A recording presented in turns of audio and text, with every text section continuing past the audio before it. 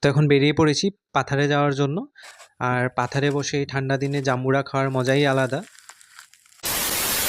Hello everyone, তো আজ সকাল সকাল জাম্বুরা খেতে ইচ্ছা হলো, তো আমি গাছের থেকে জাম্বুরা নিয়ে আমি চলে এসেছি এবার ধানের পাথারে।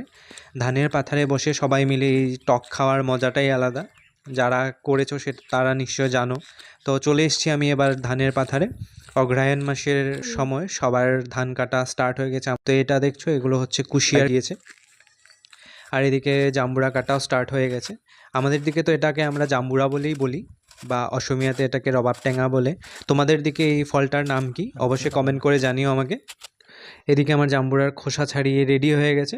এবার এটাতে ভালো করে লঙ্কা নুন দিয়ে ভালো করে মেখে সবাই খাবো আমরা পাথারে বসে।